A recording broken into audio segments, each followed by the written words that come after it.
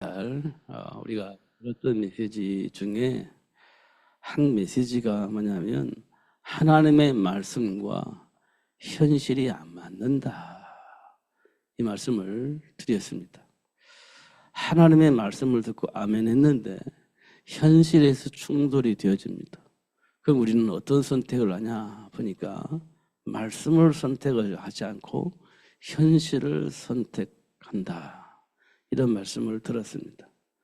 왜냐하면 하나님의 말씀은 그냥 말씀일 뿐이고 현실은 우리 생명과 연결되어 있기 때문에 현실 앞에서 우리는요 진짜 답을 못 쓰는 겁니다. 현실과 말씀이 같으면 되는데 충돌이 생겨요. 그러면 심각한 문제가 발생을 하게 되어집니다. 지금 우리가 만나는 현실 속에서 그런 반응이 나타나게 되어집니다. 그걸 보고 우리는 감정이라고 표현을 해요. 감정. 그 감정 속에는 상처가 있습니다. 그 상처 속에서는 나만의 삶의 기준이 뿌리내려져 있어요. 나도 모르게. 그 상처로 인하여서 나만의 삶의 기준 있습니다. 그걸 보고 우리는 고집이라고 얘기를 합니다. 그건 모든 사람이 가지고 있어요. 그걸 우리는 체질 이렇게 얘기를 합니다. 그걸 또 다른 사람들은 가문의 흐름 이렇게 얘기를 합니다. 이런 것들을 우리 삶 속에서 수없이 많이 들었던 이야기들입니다. 아, 진짜 고집이 세구나. 이 말은요, 상처가 너무 깊어요. 그러다 보니까 나를 위한 삶의 기준이 뿌리가 내리게 되어져 있는데 그 기준이요, 심각한 겁니다. 그래서 말을 안 들어요. 그리고 사람들이 고집이 세다 이렇게 되는 거예요. 그만큼 상처가 깊다는 거예요. 그 깊은 상처 속에서 살아남을 수 있는 방법을 내가 가지게 된 거예요. 그 생각은요, 양보할 수가 없어요. 그게 나만 살 수 있는 유일한 방법인데, 내가 가지고 있는 유일한 해결책인데 그거 양보할 수가 없죠. 그 부분만 들어가면 대화가 안 되어집니다. 왜냐하면 내가 살아남아야 되니까. 그러니까 사람들이 야, 진짜 고집이 세구나 이렇게 말을 해요. 그럴 수밖에 없죠. 살아남아야 되니까. 그렇지 않습니까? 이런 것들이 우리 삶 속에서 나타납니다. 드러납니다.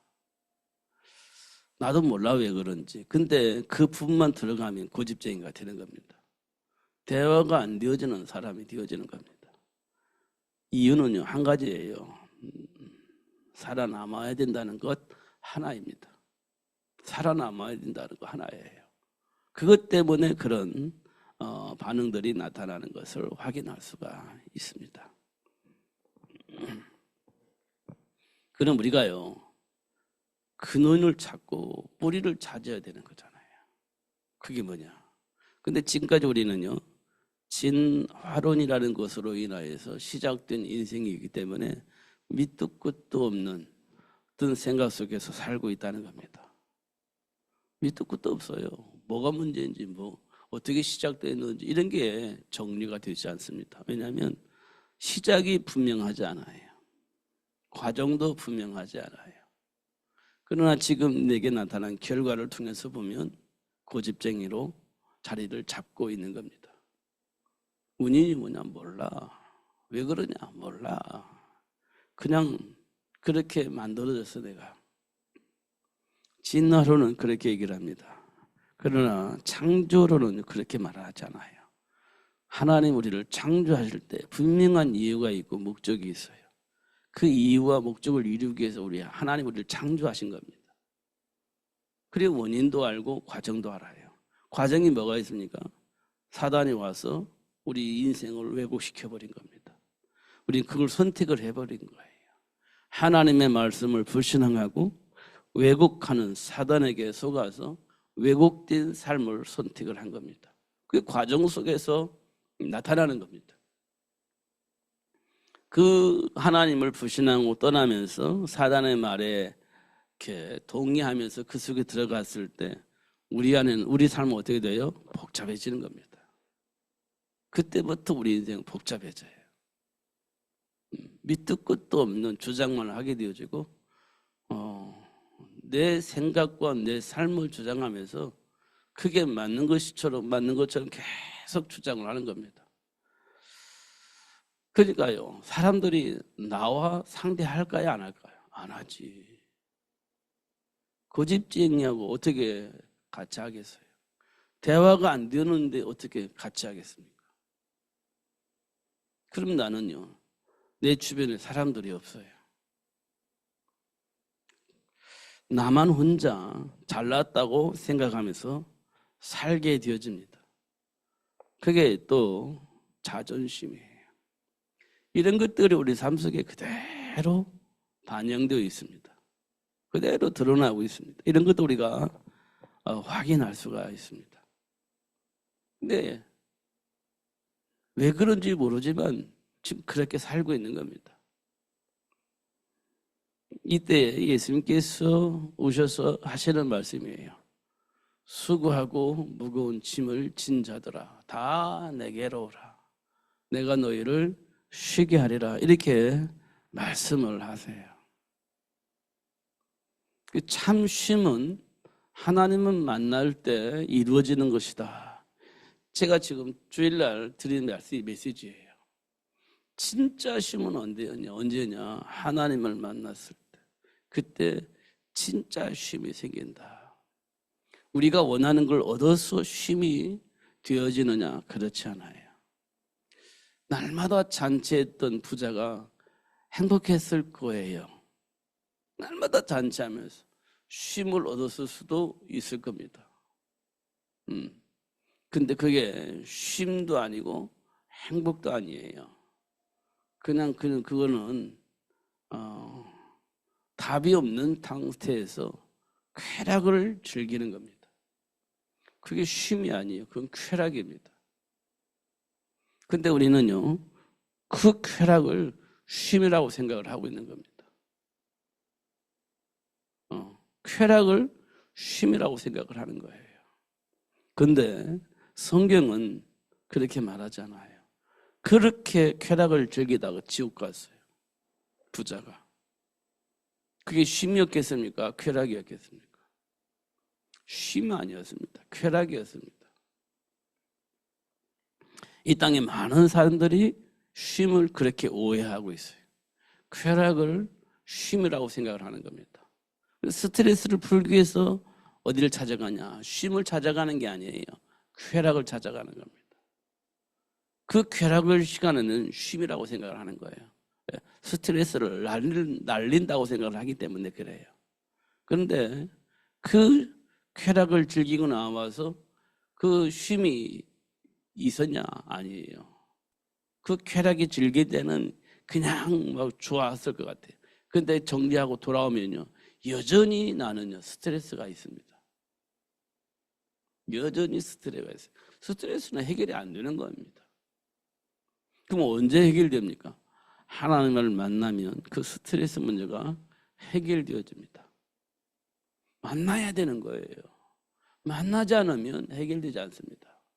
무슨 짓을 해도 그때 당시는 잊어버리고 해결되어진 것처럼 보이지만 되돌아서면 여전히 내 안에 스트레스가 남아있어요. 여전히 똑같습니다. 이런 부분도 우리가 수없이 확인했어요. 수없이. 왜 그럴까? 계속 질문하면서 또 질문하면서 왜 그럴까? 뭘까? 왜 그럴까? 나는 왜 그럴까? 내 팔자인가? 내 운명인가? 나는 내가 타고난 것인가? 막 이런 계속 고민을 하는데요. 답이 없습니다. 그래서 그리스도를 아는 것이 최고의 복이 되어집니다. 그리스도를 아는 것이. 여러분 조금 고민을 하셔야 돼요.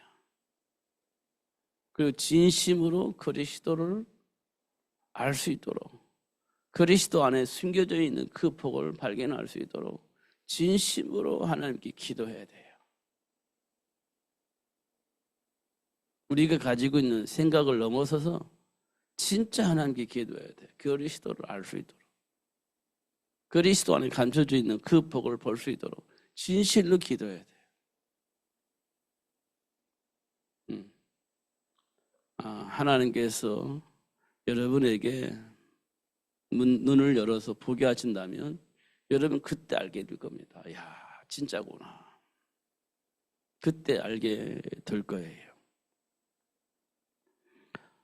그리고 나서 오늘 본문을 보면 이 땅의 모든 사람이 나름대로 열심히 최선을 다하고 살고 있는데 그 모습을 보니까 수고하고 무거운 짐을 지고 살고 있구나라는 것들이 확인될 겁니다. 야, 진짜 사람들이 열심히 최선을 다해서 살고 있구나. 그런데 답을 가지고 있지 않아요. 무엇을 위해서 살아가는지 방향도 목적도 정리가 되어 있지 않아요. 이때 우리는 그들에게 줄 수 있는 답이 있어요. 야, 그거 수고하고 무거운 짐을 지고 사니 힘들지? 이렇게 우리가 말할 수 있습니다. 무엇을 위해서 살았니 지금까지? 방향이 뭐야? 목적이 뭐야? 몰라. 그냥 열심히 주어진 삶 속에서 열심히 최선을 다하고 사는 거지. 방향도 목적도 없는데 열심히 최선을 다하는 겁니다. 이때 우리가 할 수 있어요. 그 수고하고 무거운 참 힘들지, 어렵지.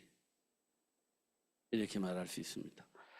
그리고 나서 예수님께서 말씀하시기를 예수님께 오래 그러면 쉼을 얻을 수 있대. 예수님의 짐은 쉽대. 이렇게 우리가 말해줄 수가 있는 겁니다. 오늘도 여러분 하루 동안 어떻게 보내셨습니까? 행복했습니까? 스트레스가 있었습니까? 삶의 방향을 붙잡고 한 걸음 한 걸음 해결해 나갔습니까? 뭔지 모르고 하루하루 부딪혔습니까? 이렇게 우리가 한번 질문해 봐야 돼요. 오늘 하루 똑같이 살았잖아요. 부딪히며 살았습니까? 아니면 방향을 붙잡고 목적을 두고 하나씩 하나씩 발전해 나갔습니까? 뭔지 모르겠지만 어떤 부딪히면서 스트레스 받으면서 살았습니까? 이렇게 우리가 질문을 하는 거예요. 목적이 있고 방향이 있는 사람은요, 장애물이 있을 때 돌아설 수 있습니다. 장애물이니까 그게 걸림돌이 되면 안 돼요. 장애물일 뿐이에요. 넘어서야 되는 겁니다. 그런 과정이 있었는지 아니면 그 장애물로 인해 스트레스 받으면서 어떻게 해야 될지 알지 못하고 막 그 시간 낭비를 했는지 아니면 장애물인 걸 확인하고 그걸 넘어섰는지 이거 우리가 확인을 해야 됩니다. 분명한 이유가 있고 목적이 있고 정체성을 아는 사람은요 장애물이 보여요. 그 장애물을 넘어설 수 있습니다. 그러나 그렇지 않은 사람은요 그것 때문에 우리는 아무것도 할 수가 없는 거예요. 그것 때문에 이런 것도 우리가 확인해야 돼요. 그러니까요 하나님 주신 언약은요 뭐가 되어지냐면 언약은 나의 삶의 이유가 되어지는 거고요 목적이 되어지는 겁니다. 언약은 삶의 이유가 되고 삶의 목적이 돼요. 이걸 다른 말로 말하면 사명 이렇게 얘기를 합니다. 사명 이렇게 얘기를 해요. 이 속에서 뭐가 생기냐면 답이 나와요. 분별하고 답을 쓸 수 있는 그런 축복이 와요. 언약 안에 있으면. 분별할 수 있고 답을 쓸 수 있어요. 왜냐하면 목적이 있으니까 삶의 목적이 있으니까 이 역에 대한 이 일을 위해서 가야 되는데 어떻게 하면 갈 것인가 라고 답을 얻어요. 근데요 여기에 누가 나와요? 방해자가 나와요. 이게 이제 걸림돌이라는 거지. 방해자가 나와요. 이런 것들이 다 보입니다. 언약 안에 있으면. 이런 것들을 우리가 확인할 수 있어요. 근데 이걸 모르면 우리는 어떻게 해요? 이걸 모르면 우리는 최선이라는 걸 하는 거예요. 최선을 다하는 겁니다. 이걸 보고 우리는 노력이라고 합니다. 이걸 모르면 최선을 다해서 노력을 하는 거예요. 기특하지 않습니까? 당연하지 않습니까? 근데 여기에는요, 답이 없어요. 그냥 힘만 들이는 거예요. 힘만 들이는 거예요. 근데 언약 안에 있으면 어떻게 돼요? 언약 안에 있으면 답이 나오잖아요. 답이 나오잖아요. 이 답은요, 준비된 축복이에요. 답은 준비된 축복이에요. 준비된 축복. 노력해서 만든 복이 아니라 이미 우리를 위해서 준비해 놓으신 복이 있단 말이에요. 그걸 아는 사람이 답을 얻은 거예요. 그럼 이 사람은 어떻게 노력을 합니까? 어떻게 합니까? 누리는 거죠. 준비된 복을 누리는 겁니다.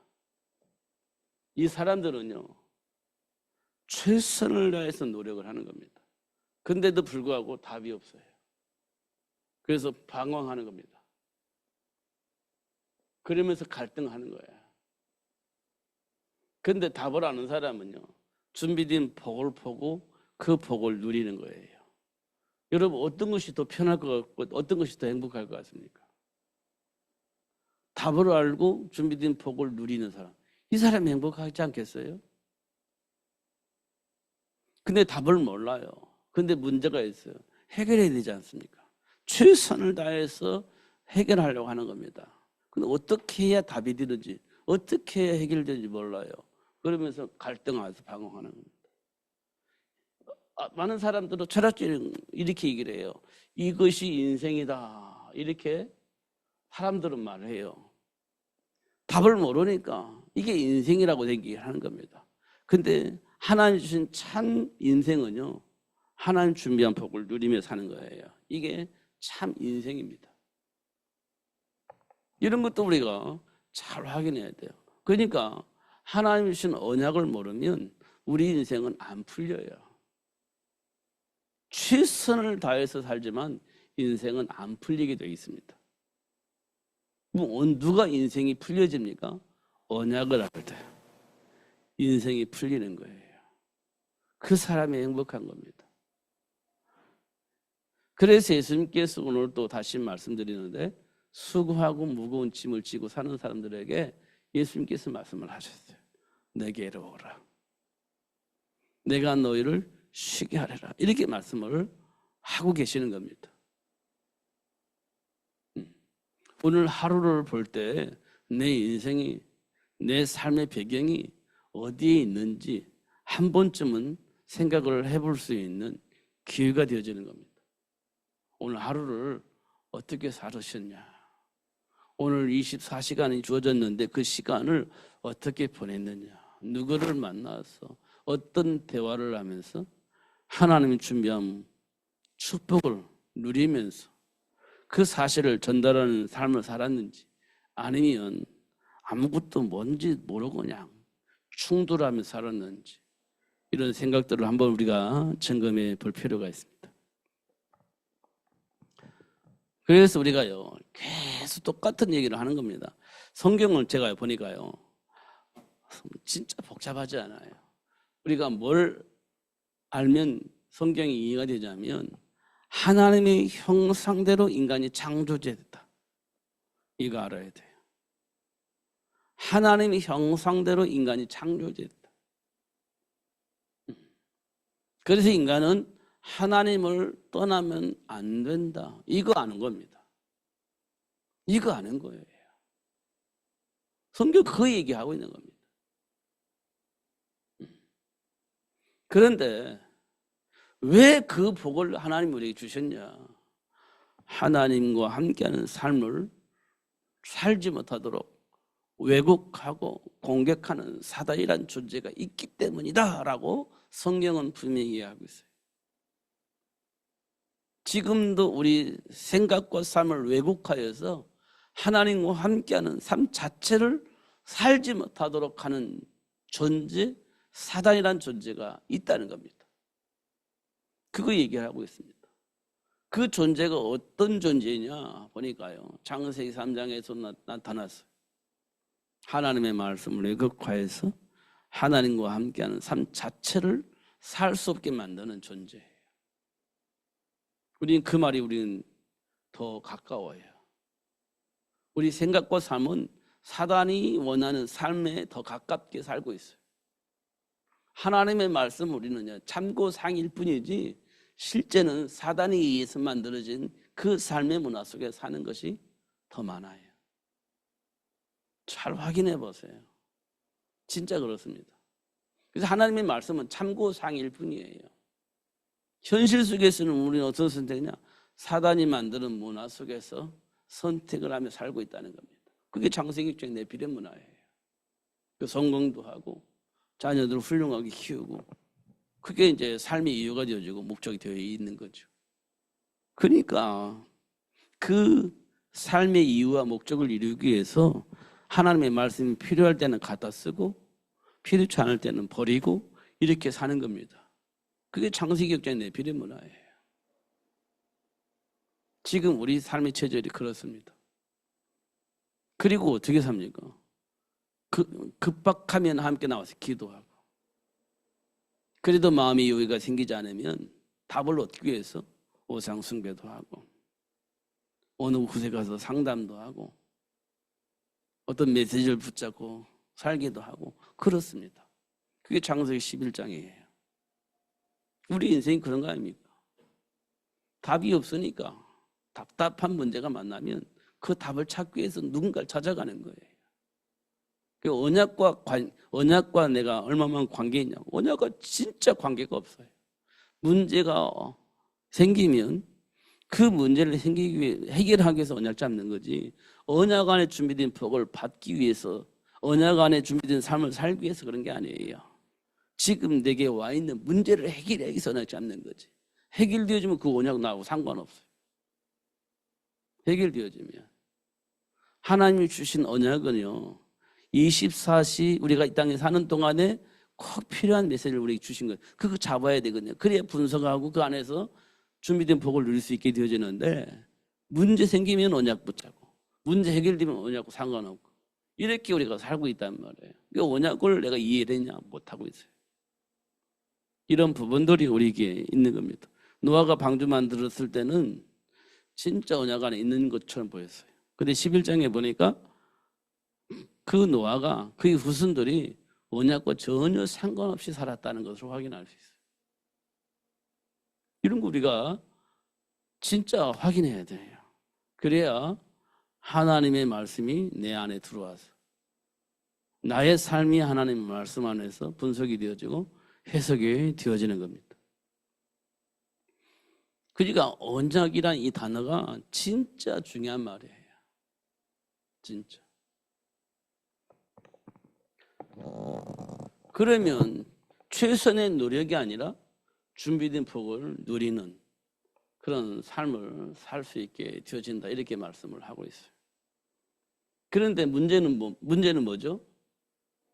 하나님을 불신앙하고 떠나버렸어요.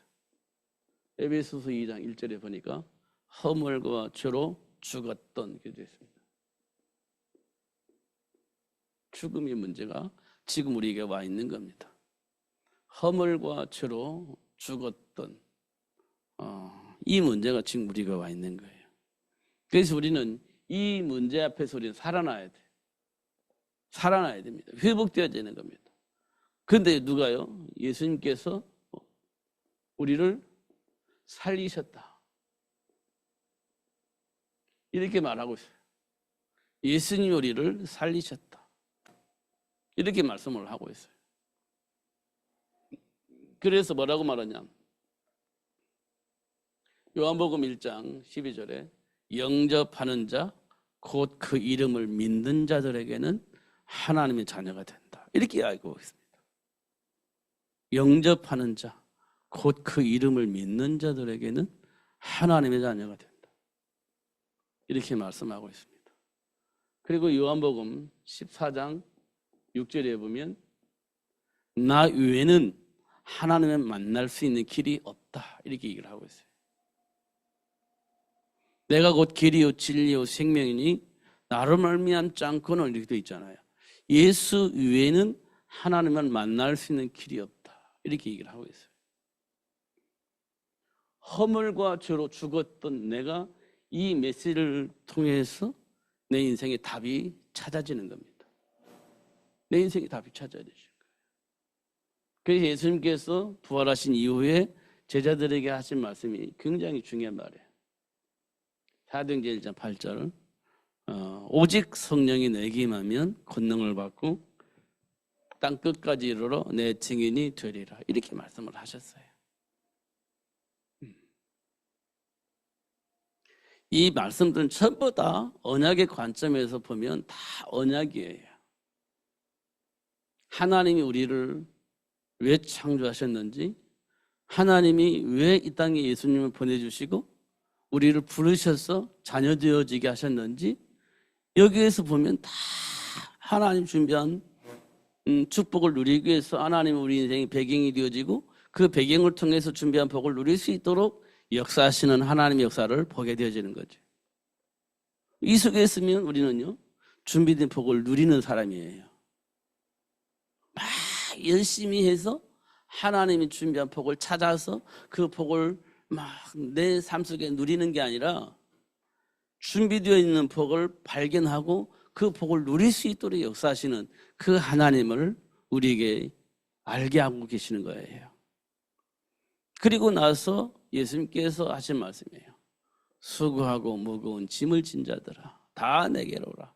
내가 너희를 쉬게 하리라. 이렇게 말씀을 하고 계시는 것을 확인할 수가 있습니다. 우리 삶 속에서 나는 무슨 생각 속에서 살고 있는지, 진짜 답을 가지고 사는 건지, 아니면 현실 속에서 어떤 생각 속에서 무엇을 위해서 살고 있는지 우리 확인을 해야 돼요. 제가 어저께 목사님들 만나고 이제 전도에 대해서 쭉 얘기를 했습니다. 이제 전도해야 되지 않겠냐 이런 모임을 어저께 가졌고 또 다음 주에 임시노예가 있어서 임시노예를 위해서 또 회의를 하고 이렇게 얘기를 했는데요. 결국 우리는 전도해야 된다. 이 부분에 대해서는 모든 사람 다 공감을 했습니다. 이거 어떻게 할 것이냐. 그렇죠. 어떻게 할 것이냐. 방법론을 가지고 여러 가지 얘기를 했습니다. 근데 우리가 조금만 더 생각을 해보면요. 이스라엘 백성들이 왜 노예가 됐을까요? 왜 노예가 됐습니까? 하나님 주신 언약 안에서 해석이 되지 않았기 때문에 노예가 되어진 겁니다. 언약 안에서 해석이 되어야 되는데 안 돼요. 왜냐? 지금 7년의 풍년 기간 동안에는 즐겁게 놀았습니다. 그런데 흉년이 들어서 1년 지났는데 먹을 것이 없어요. 8년 동안 어떻게 살았는지 우리가 알 수는 없지만 흉년이 지나고 나서 흉년을 맞이하고 1년 지나가니까 먹을 것이 없어요. 그럼 8년 동안 어떻게 살았다는 얘기. 그 풍년기 기간 동안에 어떻게 살았다는 것이에요? 그냥 사는 거예요. 막 낭비하면서 막 즐기면서 사는 겁니다. 그거 저축을 하지 않았어요. 준비하지 않았어요. 그 기근 만나니까 1년 지나가니 먹을 것이 없어요. 그러니까 어떻게 돼요? 애굽으로 왔죠. 마침 거기에 누가 있어요? 요셉이 있었잖아요. 하나님의 배경 속에 산 것이 아니라 요셉의 배경 속에 사는 거죠. 하나님의 배경 속에 산 게 아니에요. 요셉의 배경 속에 사는 겁니다. 이스라엘 백성들이. 이게 이스라엘 백성의 배경 요셉이 죽고 난 다음에 어떻게 돼요?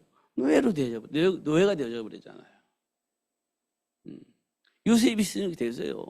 요셉이 애굽 총리니까 먹을 거 다 공급해 주지. 문제 있으면 다 해결해 주지.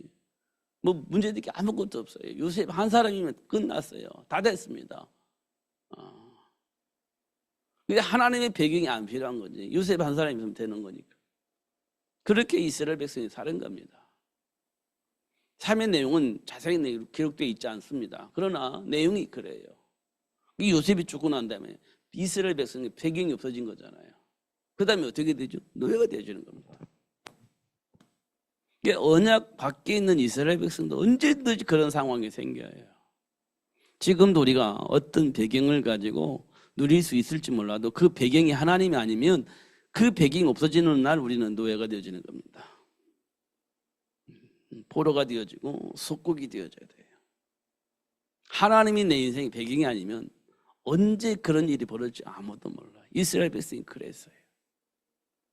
그래서 우리는 하나님 주신 말씀 속에서 내 인생의 배경은 하나님이어야 되는 겁니다.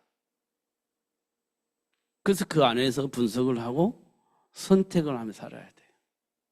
이스라엘 역사가 그래요. 그런데 놀라운 것은요, 요게벳을 불러서 모세가 준비됐잖아요. 그럼 힘이 있을 때 모세를 통해서 하나님 원하시는 일을 할 수 있으면 얼마나 좋았겠습니까? 왕궁에 있을 때, 왕자로 있을 때 하나님의 함께 하심으로 왕궁을 뒤집어 버리면 얼마나 좋았겠습니까? 애굽이란 나라가 뒤집어지면 얼마나 좋겠습니까? 그런데 하나님은 애굽 나라가 뒤집어지는 걸 원하지 않아요. 뭘 원합니까?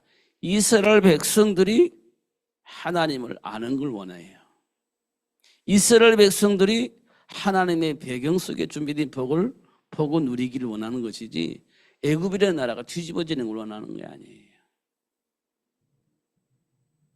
그래서 하나님은요 400년 동안 노예 생활을 하게 만든 겁니다.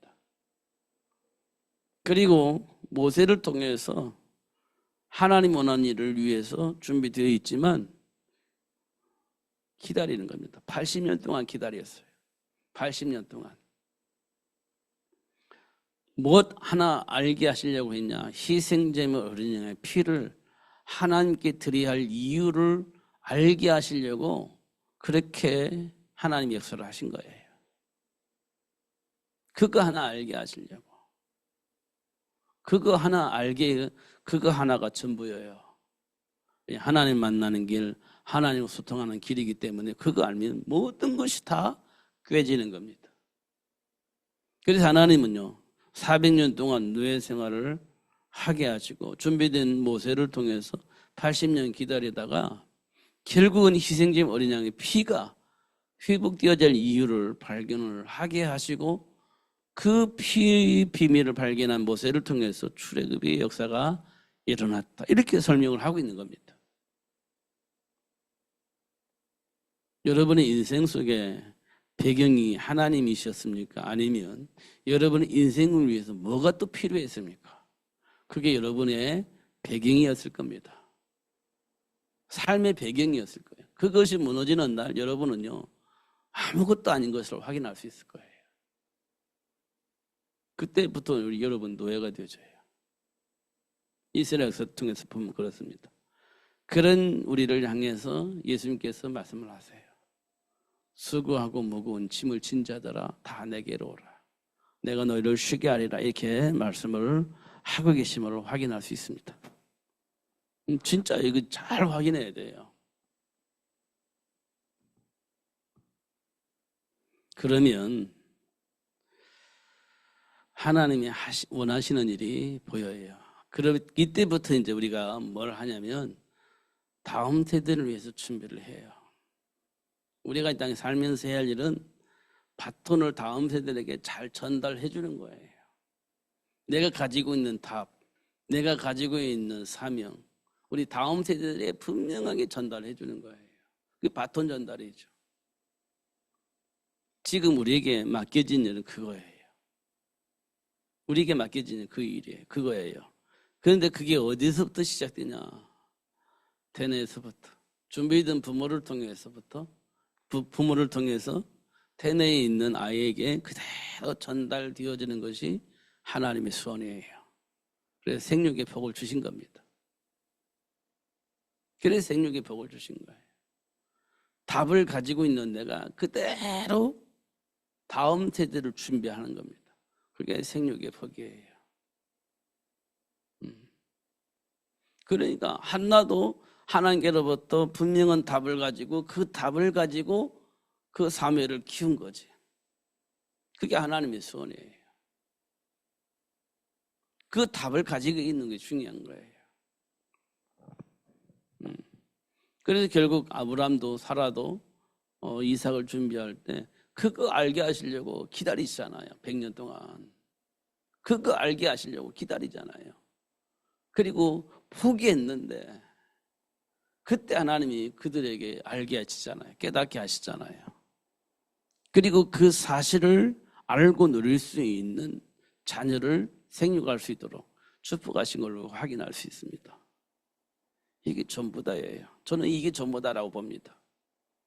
베드로에게 너 나 사랑해? 그럼 내 어린 양을 먹이라고 하잖아요. 그게 전부입니다. 그게 전부예요. 우리는 복잡하지만 성경은 아주 단순합니다. 그래서 수고하고 무거운 짐을 지고 있는 우리를 향해서 예수님이 초청을 하는 거예요. 다 내게로 와. 그럼 내가 너희를 쉬게 할 거야. 내 짐은 진짜 가볍고 쉬워. 이렇게 말씀을 하고 있습니다. 다시 한번 우리 인생을 두고 깊이 묵상하면서 답을 얻는 그런 축복의 시간이 되었으면 좋겠습니다. 기도하겠습니다. 하나님 아버지 감사합니다. 오늘도 최고의 복을 주시고 알게 해주신 것 감사합니다. 놓치지 않고 누릴 수 있도록 성령으로 충만하게 하여 주옵소서. 응답하여 주옵소서. 역사하여 주옵소서. 누리며 살 수 있도록 축복해 주옵소서. 예수님 이름으로 기도하옵나이다. 아멘.